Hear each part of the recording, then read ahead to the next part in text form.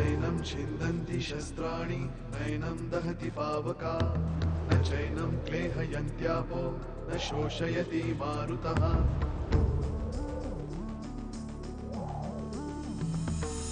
दिवसामागुणरात्र धावते सकाळ संध्याकाळ सूत्रधार जो या साऱ्याचा नावतयाचे काय तयाच्या मनात दडले नकळे कधी कुणा क्षणात होते संभव सारे क्षणापूर्वीचे असंभव असंभव असंभव असंभव.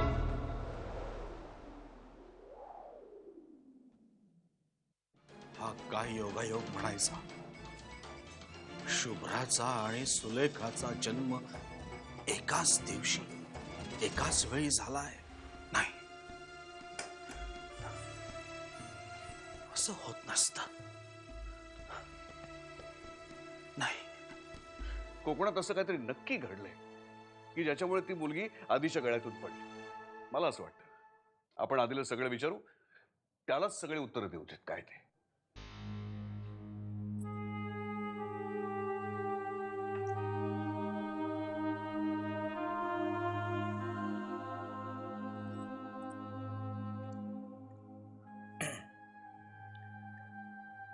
बाबा, बाळकाका डोक्यात राग घालून निघून गेला. मी त्याला खूप समजावण्याचा प्रयत्न केला, पण नाही ऐकणार तू, कोणाचंही ऐकणार नाही. मी त्याला म्हणालो यातून काहीतरी मार्ग निघू शकेल, पण काय मार्ग निघणार आहे चंदू, मला सांग. भावाने त्या दोघांना आशीर्वाद देऊन सुद्धा टाकले. काही होण्यासारखं राहिलं नाही आता. आणि मी बाबांना म्हटलं की तुमचा निर्णय जो काही असेल तो मान्य आहे मला. आता मी काय करू शकतो. बाबा, मी जरा बोलू. मला सांगा, तुम्हाला शुभ्रा सून म्हणून आवडेल? राधा, काय बोलतेस तू? एक मिनिट, मला बोलू तरी द्या. सुलेखाचा मुद्दा बाजूला ठेवा, पण आधीचं लग्न ठरलं नसतं आणि आधीनं असंच अचानक आणून शुभ्राला आपल्यासमोर उभं केलं असतं तर? या मुलीविषयी आपल्याला काहीही माहिती नाहीये राधा. पण माहिती करून घेता येते. लहान तोंडी मोठा घास घेते, पण इट्स अ फॅक्ट की आईला आधी सुलेखा नव्हती आवडत. तू तो विषय पुन्हा सुरू. बाबा, मी खोटं बोलतेय? केवळ दादाने तिला पसंत केलं आणि आपण विरोध करून तो ऐकणार नाहीये हे माहिती होतं, म्हणून तिने तिला स्वीकारलं. हे बघ, उगीच काहीतरी बोलू नकोस. सुरेखा निदान आपल्या माहितीत तरी होती. ही कोण, कुठली? बाबा, मला इतकंच म्हणायचंय की या कुटुंबातली सर्वात लहान का होईना, पण एक सदस्य म्हणून मला असं वाटतं की आपण सर्वांनी शुभ्राचा स्वीकार करावा. सुलेखा तर मला कधीच फारशी आवडली नाही. आणि बाबा, मला अजूनही वाटतं त्या दिवशी वसईला जाताना तिनं जे काही केलं ना, ते नाटक होतं. मला माहितीये माझ्या मताला फारशी काही किंमत नाहीये, पण ते मांडायचं काम मी केलं. झालं बोलून. वाद जाऊन बस. आई देव पाण्यात ठेवून बसली, तिच्या शेजारी जाऊन बस. बाबा, रिया प्लीज जा.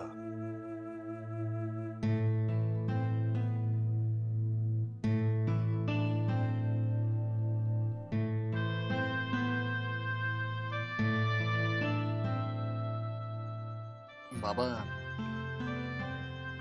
जो काही निर्णय घ्यायचा आहे ना, तो आत्ताच घ्यायला. तुम्ही शुभ्राचा स्वीकार करणार नाही हे समजल्यावर आधी वाडा सोडून निघून गेलाय. त्याचंच दुःख आहे रे हे चंदू. आपल्यापेक्षा त्याला ती महत्वाची वाटते. बाबा, कितीही म्हटलं तरी आपल्याला हे नाकारता येणार नाही की त्यानं शुभ्राबरोबर लग्न केलंय.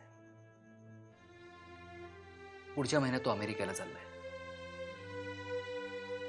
तुम्ही त्याला आशीर्वाद दिला तर तुमचा आशीर्वाद घेऊन तो जाईल. नाहीतर आशीर्वाद न घेता जाईल. अर्थात याच्यामुळे त्याच्यावर काही फरक पडेल असं मला म्हणायचं नाहीये, पण बाबा आपण आधीला गमावून बसू. म्हणून म्हणतो की जो काही निर्णय घ्यायचा आहे ना तो आत्ताच घ्यायला हवा. बाबा, हे जे काही बोलतायत ते मलाही बरोबर वाटतंय. या बाबतीत जो काही निर्णय घ्यायचा आहे तो बाबांनी घ्यायचा आहे. आपण सगळे अधिकार बाबांना दिलेत आणि त्याने त्याचा निर्णय घेतलाय. अरे चंदू, आमची सुद्धा आता वय झाली रे. या सगळ्या गोष्टी अशा डोक्यात झिरपायला जरा वेळ लागतो. बाबा चंदू प्लीज, तुम्ही जरा प्लीज बाहेर जा, मला एकट्याला बसू द्या. चंदू प्लीज.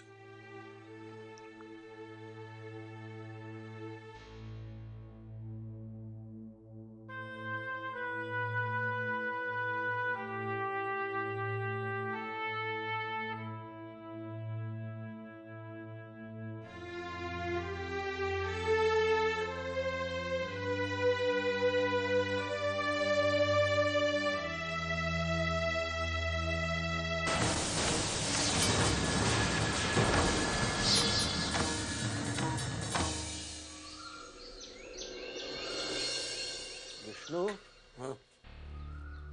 त्या सोपान काकांची काळजी वाटते रे बाबा. कुठे गेले असतील? मालक, सोपान आजोबांची आपण पोलिसात तक्रार तर केली आहे, पण आता त्यांच्या नातेवाईकांना कोणाला तरी काहीतरी सांगायला पाहिजे ना. नाही, त्यांच्या नातेवाईकांबद्दल मला काहीच माहिती नाही. सोपान काकांनी तसा कधी उल्लेखच केला नाही. माझ्या जन्मापासून मी त्यांना या वाड्यातच पाहत आलोय. माझ्या लहानपणी मला ते स्वतःच्या खांद्यावर बसवून शाळेत घेऊन जायचे, आठवतंय मला. विष्णू, अरे आदिनाथ आणि त्याची बायको येणारे, त्या दोघांसाठी वेगळ्या खोलीची व्यवस्था कर. मालक, आता उघडलेल्या खोल्यांपैकी मागची एक खोली तेवढी शिल्लक आहे, ती देऊ का त्यांना? दादा आणि वहिनींची खोली? हो. नाही, ती नको, ती नको. मग आता कामगारांना बरोबर घेऊन पुन्हा दुसरी खोली साफ करून घ्यावी लागेल. तुला योग्य वाटेल ते कर. जा, कामाला लाग. बर. श्री गणेशाय नमः. ओम भद्रं कर्णेभिः देवा. हे जे काय घडलं त्याचा सगळ्यांनाच खूप त्रास झालाय. बाळ भाऊजी तर खूपच दुखावलेत.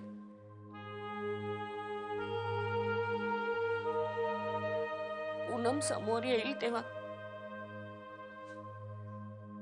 तिच्याशी काय आणि कसं बोलायचं प्रश्नच आहे. आणि सुलेखाला तर मी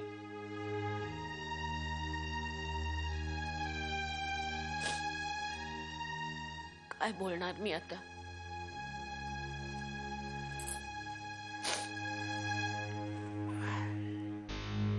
जे काय परिणाम होतील त्याला सामोरं जायचं, एवढंच.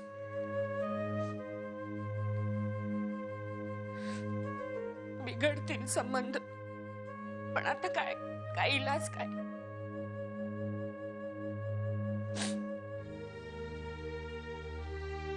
मी म्हणजे मी आणि तुझ्या बाबांनी असं ठरवलंय की तू हे जे काही केलंस. मी शुभ्राशी लग्न केलंय. नाही नाही, आधी कुठल्या तरी देवळात ओळख न देख असलेल्या पुजाऱ्याने लावलेलं लग्न आम्हाला मान्य नाही.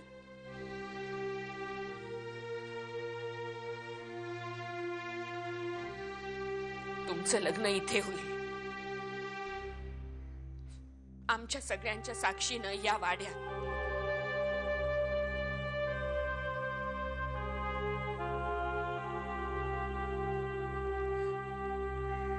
एवढंच सांगायचं होतं म्हणून बोलवलं तू.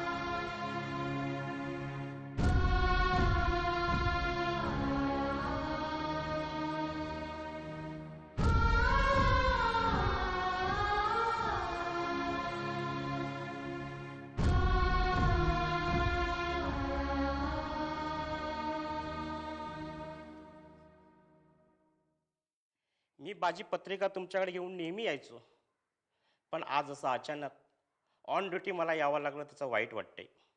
चालायचंच. आपण जाणून बुजून करतो का या गोष्टी? आपण सगळे नियतीच्या हातातली प्यादी आहोत. आता सोपान काकांचंच घ्या. इतकी वर्ष एखाद्या वठलेल्या पुरातन झाडासारखे ऋतून होते या वाड्यात. मला तर वाटू लागलं होतं आम्ही सगळे मातीत मिसळून जाऊ, पण सोपान काका राहतील एकटेच या वाड्याच्या सोबतीला. पण आता अचानक अत्तराचा थेंब हवेत विरून जावा तसे नाहीसे झाले. श्रीराम श्रीराम. मला काही माहिती मिळाली तर तुम्हाला कळवतो. येतो शास्त्री. या. श्रीराम. हा रुमाल नक्कीच तुमच्यापैकी कोणाचा नाही ना? नाही. ओके, ठीक आहे.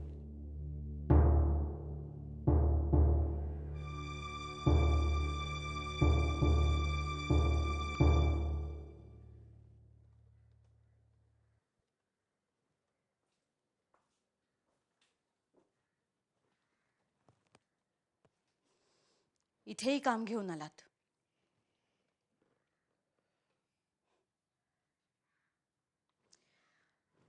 बाळकाका फारच तडकाफडकी निघून गेले. बरोबर नाही वाटलं. अपमान झाला ना ग त्याचा. आधीचा गॉडफादर आहे तो. आधीचं शिक्षण, अमेरिका, सगळं सगळं त्यानंच केलेलं आहे. तर त्याच्याच मिळवणीशी आधीचं लग्न ठरलं. मग हे सगळं जे काही झालं ना, त्यामुळं त्याला इन्सल्टिंग वाटणं अगदी साहजिक आहे राधा. तुम्हाला काय वाटतं शुभ्राबद्दल? काय वाटायचं? आधीला तिच्या बरोबर आयुष्य काढायचंय. आधी म्हणत होता सुलेखा बरोबर लग्न करायचंय. आम्ही सगळे म्हणालो ठीक आहे. पण आता शुभ्राला घेऊन आलाय. शुभ्रा तर शुभ्रा. आपल्याला काय फक्त अक्षता टाकायचं काम करायचंय. असं परक्याबद्दल बोलल्यासारखं काय बोलता? सख्खा भाऊ आहे तुमचा तो. आहे ना. पण हे बघ राधा, आपलंच आपल्याला पुरे झालंय. पण काही म्हण, ही शुभ्रा दिसते तरी साधी भोळी. प्रथमेशचं खूप छान जुळलं तिच्याशी. हं? हा स्वतःहून तिच्याकडे गेला, तिच्याशी बोलला. बोलला? बोलला म्हणजे साइन लँग्वेज मध्ये बोलला. सहसा प्रथमेश नवीन माणूस आला की बुजतो, पण शुभ्रा बरोबर एकदम छान मिक्सअप झाला. चला, म्हणजे चिरंजीवानी आपली पसंती तरी कळवलेली आहे. आधी सुलेखाला ओरबाडलं आणि आता शुभ्राचा लळा लागला. चांगलं आहे. पण प्रथमेश इतक्या पटकन, इतक्या आधी कुणाच्याच जवळ गेला नव्हता. हं? मागच्या जन्मीचं काहीतरी कनेक्शन असावं.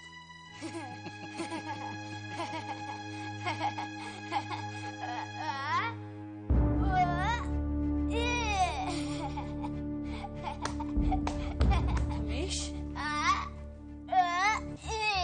काय झालं राजा? काय झालं बाळा?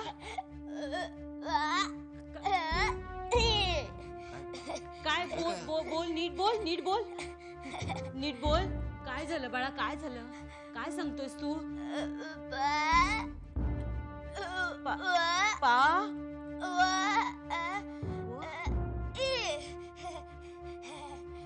काय म्हणतो का? पार्वती. पार्वती? पार्वती म्हणजे काय? गेले 2 दिवस सतत पार्वती पार्वती म्हणतो. लवकरात लवकर सायकेट्रिस्ट कडे जायला हवं. हे मला काही खरं दिसत नाहीये.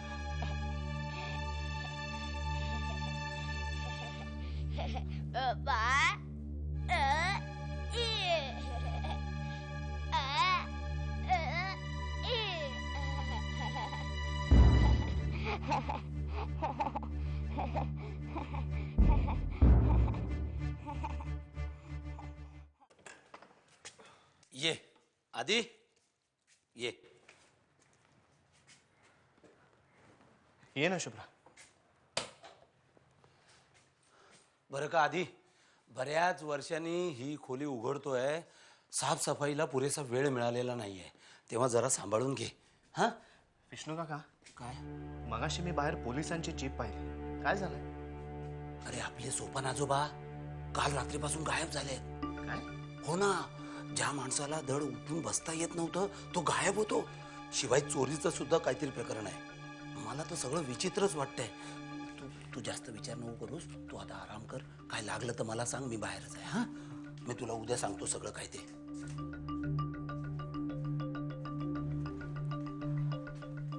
शुभ्रा,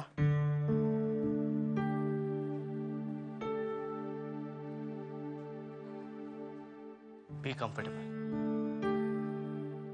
एकटी झोपशील ना? म्हणजे मी बाहेर हॉलमध्ये झोपतो. का? आपलं रीतसर लग्न ते लावतायत, तर मग तोपर्यंत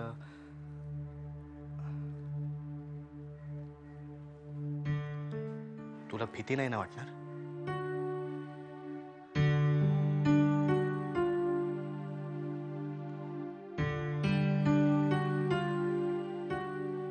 गुड नाईट. Good night.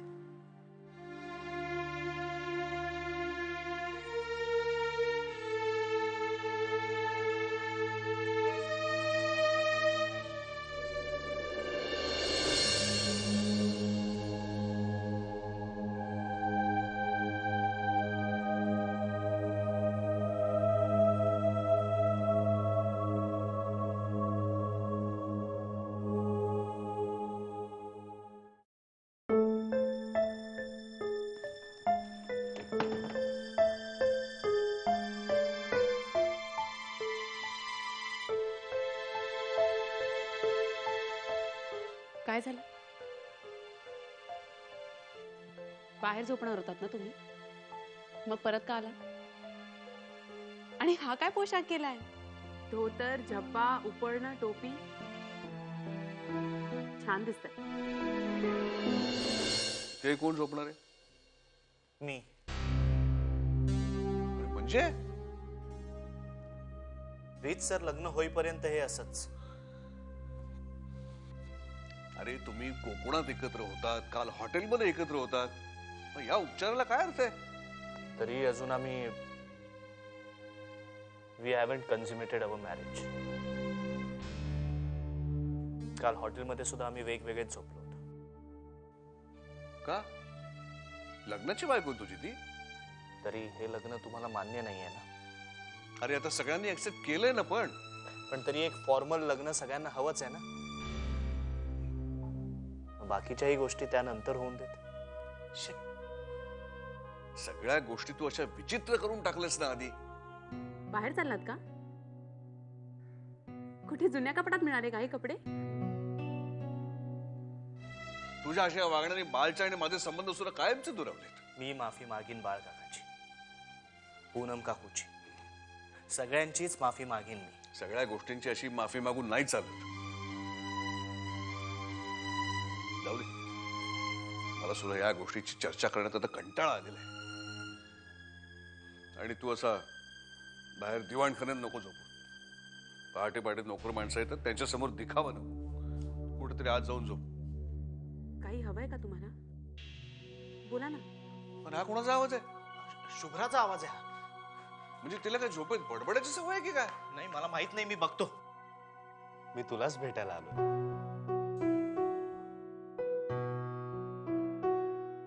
मला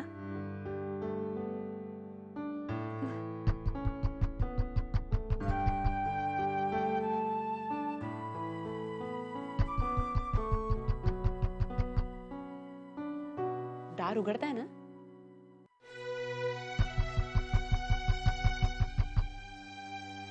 असं बरं नाही वाटत. दार उघडा.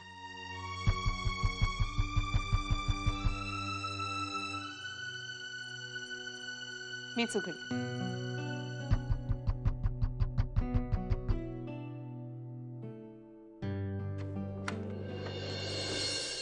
शुभ्रा, तुम्ही काय झालं?